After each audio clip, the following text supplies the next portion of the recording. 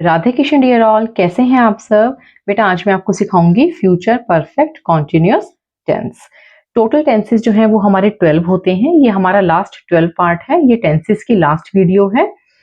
Future perfect continuous tense जो है बेटा, ये एक अकेला टेंस है जिसका स्पीकिंग और राइटिंग में बहुत कम यूज होता है, बहुत इंपॉर्टेंट टेंस इसे नहीं माना जाता है।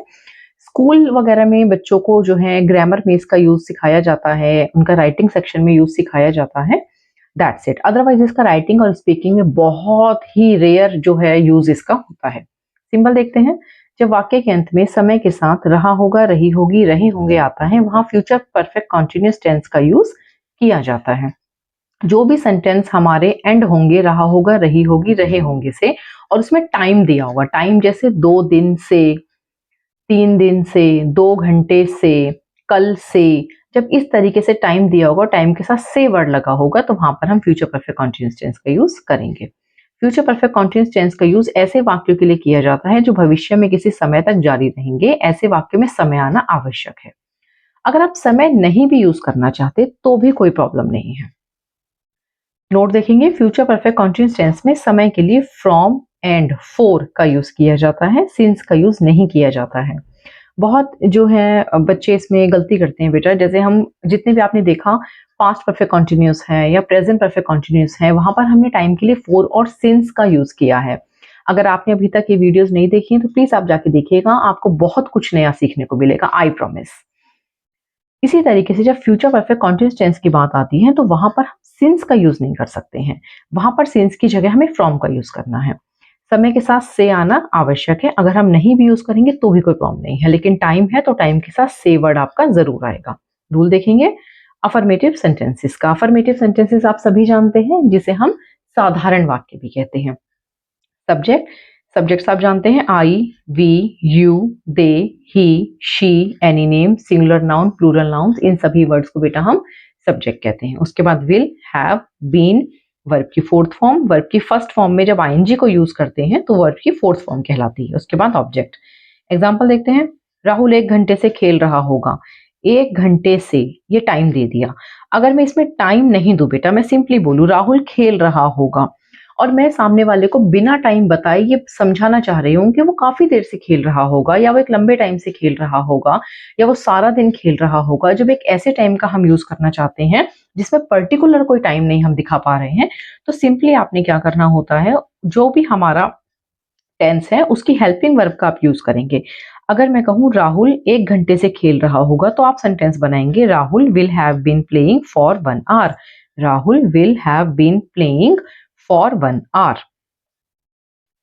अगर आपने इसमें टेंस का यूज नहीं करना है, ऑब्जेक्ट में जो है, ऑब्जेक्ट का मीनिंग यहाँ पर है कि आपने यहाँ पर टाइम लिखना है। राहुल 1 घंटे से खेल रहा होगा, Rahul will have been playing for 1 hour. अगर मैं यहाँ पर टाइम का यूज नहीं दिखा रही हूँ, मैंने कहा राहुल खेल रहा होगा, लेकिन मेरी सेंस यही है कि वो काफी टाइम से खेल रहा होगा, तब मुझे इसे कैसे बनाना है, Rahul will have been playing, that's it. फिर मैं फॉर 1 आवर नहीं लिखूंगी।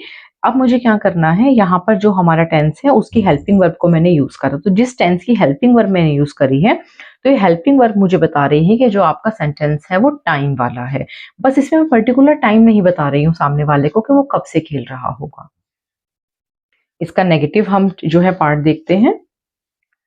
नेगेटिव आप सभी जानते हैं, जिन भी सेंटेंसेस में नहीं वर्ड लग जाता है वो हमारा नेगेटिव बन जाता है। सब्जेक्ट, सब्जेक्ट के बाद विल, विल के बाद नॉट, हैव, बीन, वर्ब की फोर्थ फॉर्म, ऑब्जेक्ट, ऑब्जेक्ट में हमने यहाँ पर टाइम रखना है। बच्चे बहुत देर से पढ़ाई नहीं कर रहे होंगे। The children will not have been studying for a long time. The children will not have been studying for a long time.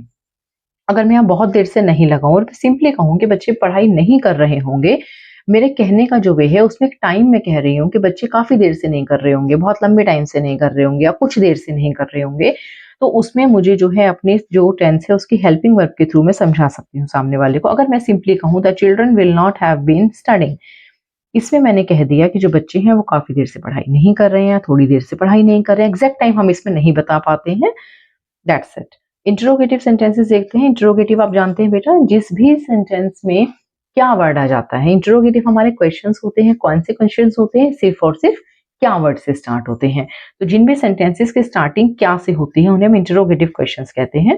सबसे पहले will, subject, have, been, verb की फोर्थ फॉर्म, वर्ब की फर्स्ट फॉर्म में I N G add कर देते हैं, object, object की जगह हमें टाइम लिखना है। एग्जाम्पल देखते हैं, क्या वह सुबह से काम कर रहा होगा? Will he have been working from morning. अब आपने देखा सुबह से, अगर हम यहाँ पे प्रेजेंट परफेक्ट कॉन्टिन्यूअस टेंस बनाते हैं, पास्ट परफेक्ट कॉन्टिन्यूअस टेंस बनाते हैं, तो हम यहाँ पे सिंस लिखते हैं, क्योंकि फ्यूचर परफेक्ट कॉन्टिन्यूअस टेंस है, वहां सिंस का यूज नहीं होता है, इसलिए हमने यहाँ पे फ्रॉम लिखा है। डब्ल्यूएस देखते हैं, मैंने आपको बताया बेटा इंटरोगेटिव सेंटेंसेस होते हैं जो क्या वाले क्वेश्चंस होते हैं। WH/H होते हैं जिसमें कब, क्यों, कहाँ, कैसे सारे वर्ड्स आ जाते हैं, ये हमारे क्वेश्चंस होते हैं। W means what, where, why, when. H means how many times, how often. सबसे पहले WH का वर्ड आपको लिखना है, उसके बाद will, subject, have, been, verb की फोर्थ फॉर्म, वर्ब की फर्स्ट फॉर्म में जब आईएनजी ऐड होता है उसे वर्ब की फोर्थ फॉर्म कहते हैं, एंड में ऑब्जेक्ट। एग्जांपल देखते हैं, बच्चे 2 दिनों से प्रोजेक्ट क्यों बना रहे होंगे? Why will the children have been making the project for 2 days? And में क्वेश्चन मार्क। आज जो मैंने आपको टेंस सिखाया है, टेंस की लास्ट वीडियो है। आई होप कंसेप्ट आपको क्लियर है। अगर क्लियर नहीं है तो प्लीज आप कमेंट कीजिएगा, मैं कोशिश करूंगी आपके कमेंट्स का जवाब देने की। Thank you so much.